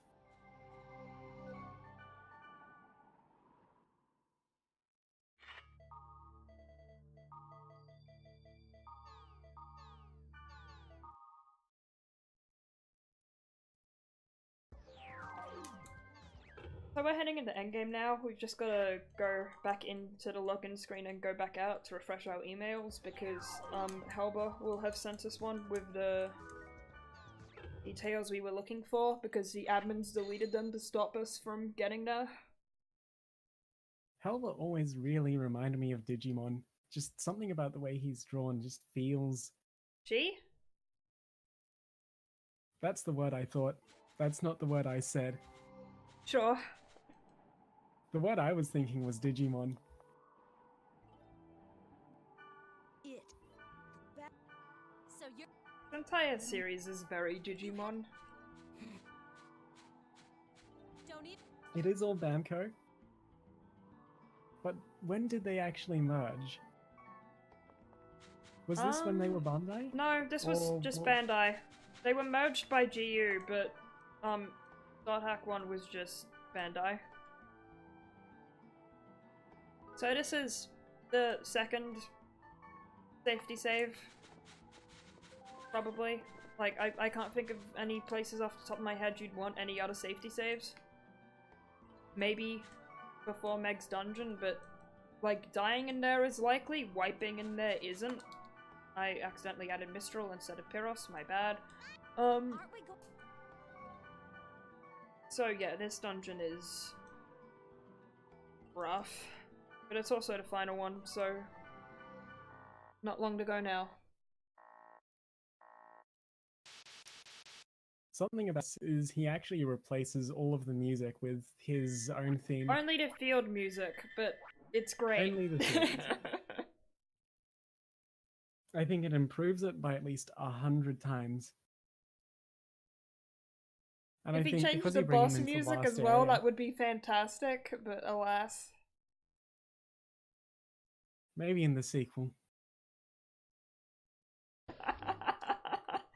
When But they he doesn't release even the change. Lost He doesn't Chapter. even change the field music in GU. It's really sad.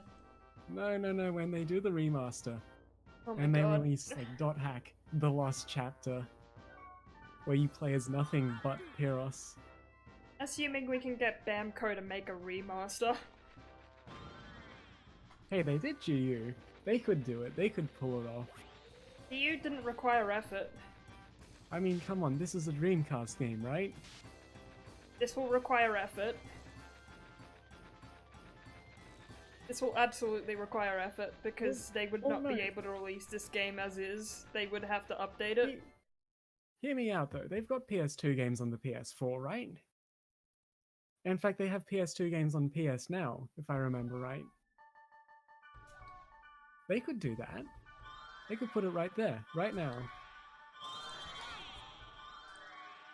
Look, I know, I'd imagine CC2 would want nothing more than to do that, but unfortunately Bandai Namco could give less of a crap about this series, so it's kind of just faded away into obscurity.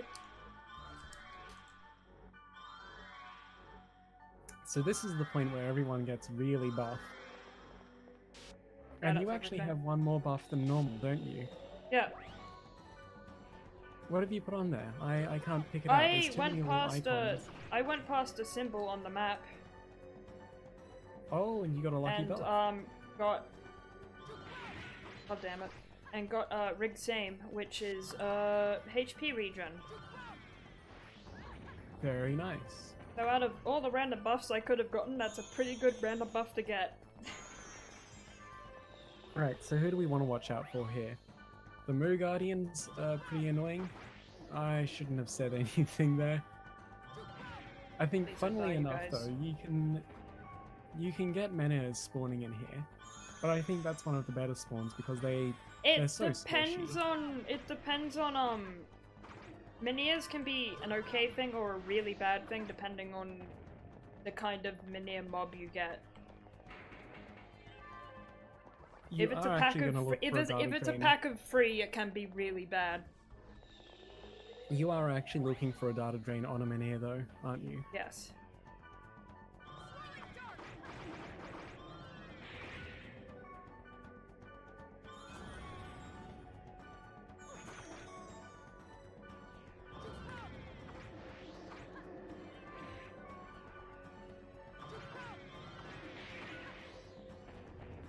So, yeah, Goyo Menhirs in this area they can drop a B core, which isn't what we want. They can also drop a Master's Axe for Pyros, or I forget how you pronounce it. It's like Shiki something or other. It's a good weapon for Black Rose.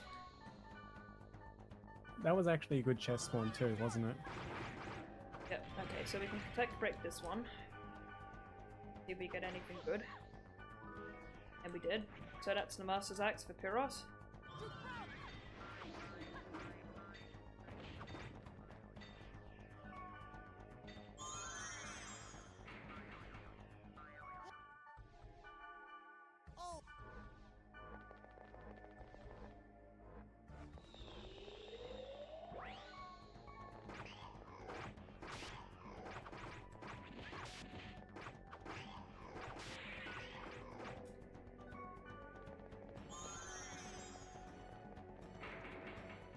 Red crabs are generally not an issue if they spawn alone, but they can be exceedingly bad if you get more than one of them because they can cast paralysis. Like if you get just one, you kind of body it to death really quickly, but more than one can be a bit of an issue.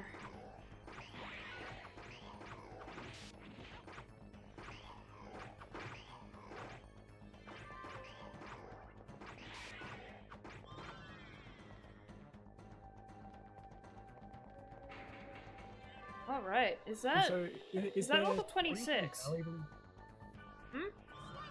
Is there anything valuable in the chests here? There is if you still have fortune wires left over. You can theoretically get resurrects and mages souls at this point still, and like at that point it's kind of, you know, the more the merrier. It's still very worth it to Oh, have yeah, a you bunch of want- those. You want Master's boy. Axes, right? Yeah. How about B-Calls? Those two. No. You do want master axes, but I've already got one, so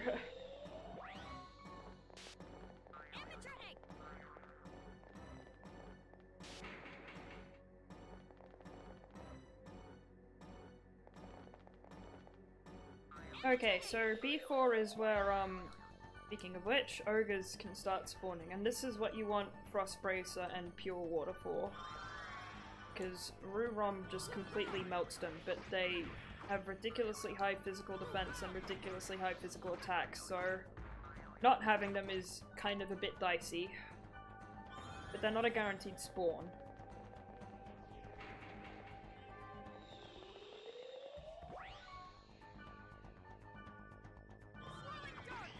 And B4 is actually the final floor before we actually I'm get to not the bothered right final now. point of the game. Yeah, get to the final boss. Who we haven't actually seen yet because I skipped the cutscene that has him in it. But he's basically a really tall, statue-looking dude with a really big stick. Big cane. And he likes swinging his big stick, and it hurts a lot. Does a lot of damage. Yeah, I'm thinking, looking at how much health you have right now, you would probably die if you got hit by it right now, wouldn't you? Yeah, I'm also, I think I'm over-leveled. Oh, you might tank a hit then. I mean, you definitely die at this point.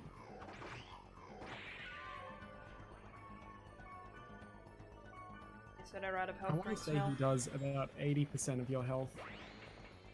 Yeah, he does a ridiculous amount of HP per swing. That's a good spawn. That's a really good spawn.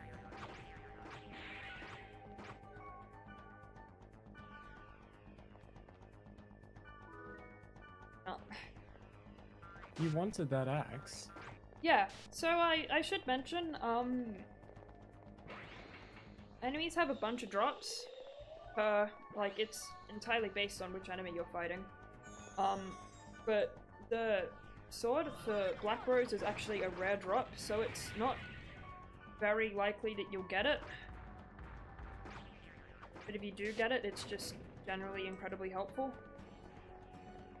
And I think at this point, because you want to dart drain the boss, it's more to your benefit to just not go for it there. Yeah. I am over level. So- This looks like so 27. this- No, 26, okay. No, this has been a good run though. I'm at level. You want to reapply buffs right before you go into the boss, and I think the kind of standard for is the dungeon good is have the buffs run out. I think most of the time... Yeah, the standard is, generally you'll probably have to rebuff on B floor. B4. If you have to rebuff earlier than that, you've probably either died or gotten really unlucky with spawns. And then occasionally you get one like this, where my buffs technically haven't run out by the point I need to rebuff. But it's a terrible is idea to try and insanely rebuff good. in the fight. You can rebuff in the fight. You can rebuff in the someone fight, goes and you down? have to rebuff in the fight if you die, but it's just Yeah. it's a whole extra ton of menuing that is dangerous and not good because menuing in this fight is really scary. Yeah, this fight is 90% manualing. He actually missed though on the first hit, which is really nice. He missed there on the first hit because I forgot to re-equip all my defense items, so it's a good thing he missed because it would have killed me. Whoops. So we need to data drain this guy. So for the first part, we're just going to keep slapping him with our swords. That's what you do with a sword. Until we can data drain him, and that'll take a bit of time. In the It meantime, takes a he'll be while. slapping us with that cane. Yeah, so he two-shots Kite with any of his physical attacks, and two-shots Pyros and Black Rose with any of his magical attacks. So, there's a reason we needed a lot of health drinks, because he does a lot of damage. Now, I Which- actually thought Black Rose was going to die right then. No, but I might.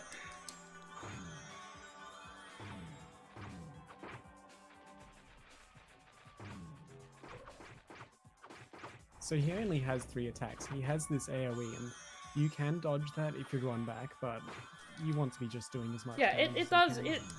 it does, so his AoE slam down attack is just that, it's an AoE. Judgment just will flat out hit everyone, there's no avoiding it, you can't outrange it. What kind of damage is this? It looks It's like magic. ice, but It's magic. yeah. Yeah. I'm pretty sure it's Earth.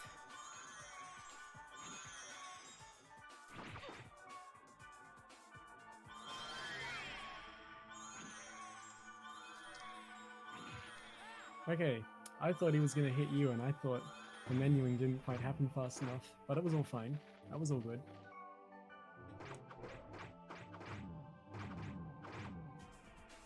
Yeah, okay, so I stunned him out of an attack there because he went into Data Drain, which is something he just gains the ability to use at half HP. It's not a guaranteed usage. You can technically get through the fight without him ever using it, but it's so unlikely that it's not reliable, and you pretty much have to be level 27 for it to work.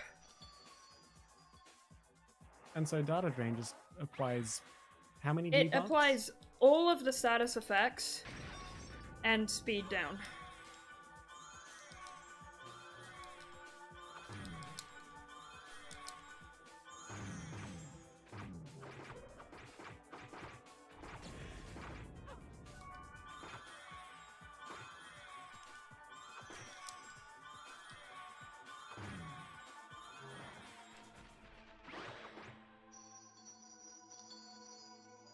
Which is why I no longer have my speed charm up, but there's no real window in this fight where you can reapply it if you lose it, so if Kite's the one who gets hit by Data Drain, you just kind of have to deal with it.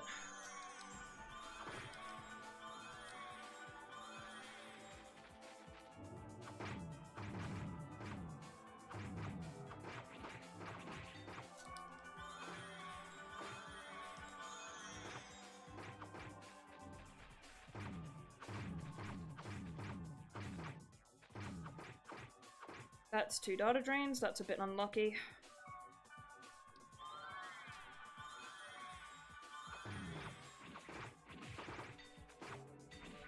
I'm dead. I don't like that. Yeah, Yep. no, I was a bit slow on the... Okay, this is fine though. Come on. Come on. Okay. So there's 2 parts to this fight, before and after the Data Drain. Oh, really?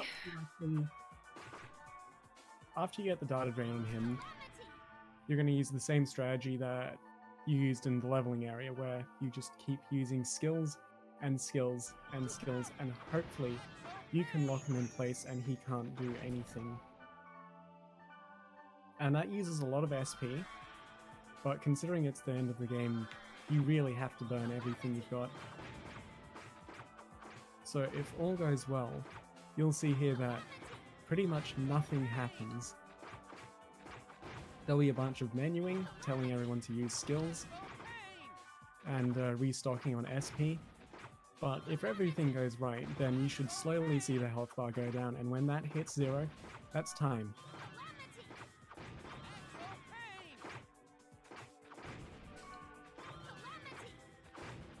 So there are a couple of ways to do this last bit. There's what I'm doing, which is, I wouldn't exactly call it the risky strat, but it's a lot faster and, you know, not terrible once you get the timing of quick hits down. And then there's another strat which I kind of briefly switched into at the beginning just to absolutely make sure that we got him into skill lockdown. And that's time. Yeah, just to briefly make sure we get him into skill lockdown, because, you know, he destroys you if he gets out of skill lockdown. He moves around ridiculously quickly, and his only attack is a physical AoE that does ridiculous damage.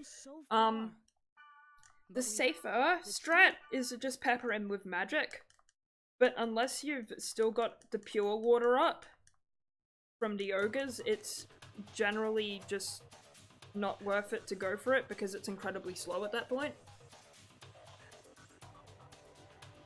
But it can still be worth it to pop a magic spell here or there to just make sure Pyros and Black Rose can get him in a lock.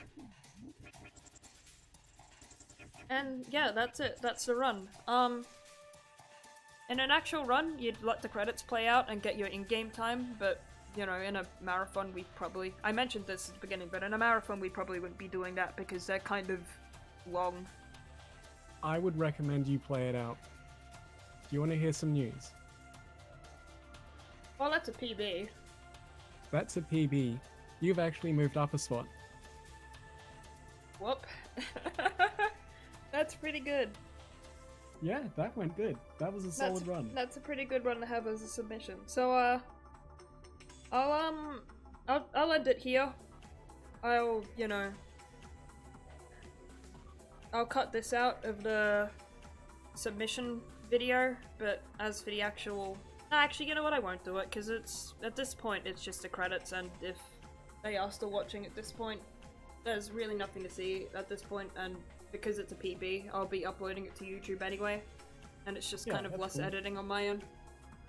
Yep, cool. That's a pretty good time for marathon safe strats too.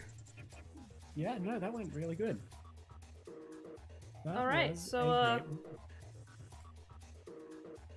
thanks for watching, I guess. Hopefully I haven't made too much of a fool of myself. I probably haven't, but as I mentioned, I'm not great at the whole talking and playing video games thing yet, as I've only just kind of started streaming.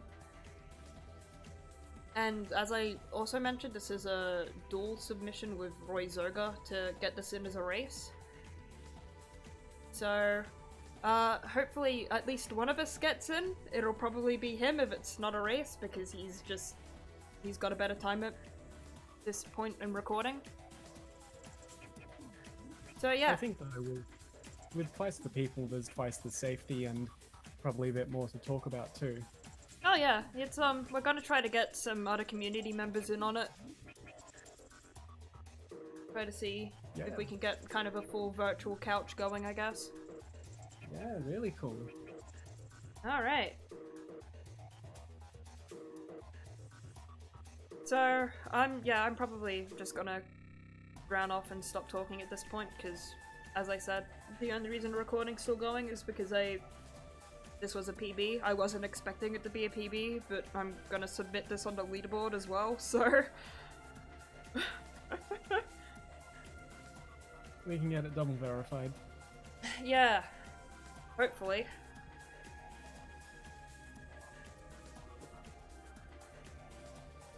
I'll have to ask Roy what times he specified for the submission as well.